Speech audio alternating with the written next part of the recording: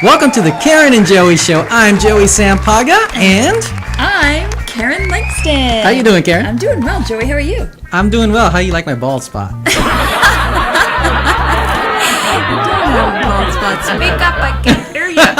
So what do you think of our background? I love it. Kind of cool. That's awesome. So I love it. it's kind of a hint of what we're going to be talking about today. Mm-hmm. We're going to be talking about tinnitus. Very good. Tinnitus. I'm proud of you. Yes. I know how to say it, but I don't know what it is. Well, if you've ever had tinnitus once, you'll know exactly what I'm talking about. It's characterized like a buzzing and chirping and clanging and hissing and ringing and roaring and tinkling and whistling sounds. In fact, wow. I had it once. Really? And you know a garbage can lid? Yes. Okay, it was like every time I talked, there was this sound that would go like this. And I call it the madman's disease. Really? It's terrible, yes. Okay. Now, some of the causes are excessive earwax. You could have a blocked eustachian tube, which is right down here, Joey. Okay. You can have a dysfunction of the Stop looking at my Sorry. tube. You can have dysfunction of the auditory nerve. Okay. Could be an ear infection, osteosclerosis, tumor of the middle ear, Meniere's disease, and it can be damage to the ear caused from drugs such as aspirin, and some antibiotics can actually cause it, or a blast from like an injury, or you know when you put really loud music in your ears now. Okay, it can also be from TMJ syndrome as well. All right. Now there could be an underlying cause of anemia. Heart and blood vessel disorders, including hypertension, arteriosclerosis, low thyroid and hormone levels in the blood as well. All right, so you definitely need to go and get checked by a physician. Okay, mineral deficiencies such as after a huge surgery, or if you're doing a lot of dieting or excessive weight loss. Okay, B vitamin deficiency. Oh, yes, and amalgam fillings. Do you know what amalgam fillings is? I don't know what amalgam Open your fillings mouth. are. Let me see. Oh, look at that. You don't even have any. You know when you used to get those... yes. Yeah, Okay. see the silver stuff? That is amalgam filling. So they're fillings. Right, and Okay. they leach mercury, and that can be a contributing factor. In fact, can I tell you a really quick story? Sure. I actually had a client, and he had been suffering with tinnitus for a very long time. Okay. And I do muscle testing. Have you heard of muscle testing? No. It's the coolest thing. You want to see it? Yes. Okay, put your arm out. All right, put your arm straight out, right? Now, I just want you to say your name, and I want you to try and resist my arm, okay? What's your name? Joey. Okay, now you see how your arm won't go down? Yes. That's because it's truth, okay? Okay. Now, say somebody else's name. All right. Ready? What's your name? Karen. Come on, resist me. You can't resist me, right? That's weird. Isn't that awesome? It's not weird. So basically, I had this client, and you know he had tried everything for the tinnitus, and nothing happened. And I said, "I'm telling you, you need to go and get your mercury fillings done, taken out, right?" Okay. No. So we did that testing, and I said, "Well, just ask yourself, you know, is it my B vitamins?" And of course, his arm didn't go down, right?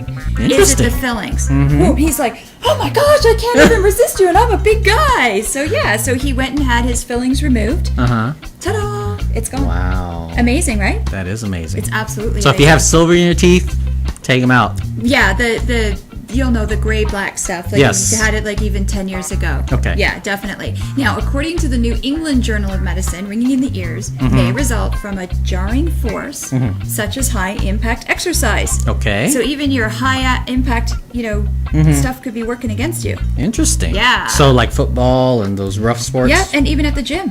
Oh, okay. As well, yes, Sure. definitely. And stress has also worsens tinnitus. Does it Okay. sound like worsens? Worsens? Yeah. That's a good Is that word. a word? It makes it worse. So what can a person do? Should they be going to like a doctor's or a healthcare place that can check them out? Very good, Joey. Okay. You're learning. Yeah, definitely. Because we just talked about a whole bunch of things, so you want to make sure that, you know, you don't have some kind of underlying cause, such as high blood pressure or, you know, something like that. So you definitely want to have that checked out. Okay. There's another thing that you can do in the interim is, you know, keep some noise on in the background, like a radio or a TV, because it'll help drown out the sound.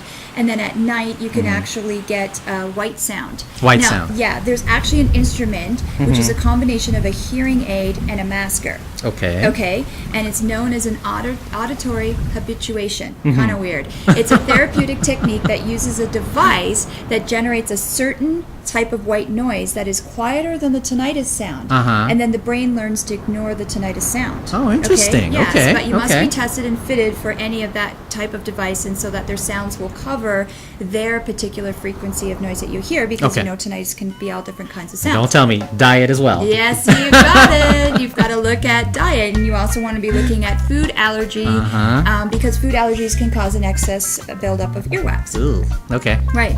So we also want to look at your liver and your kidney function, because hissing and ringing actually comes from an overburdened kidney and liver. Okay. Yes.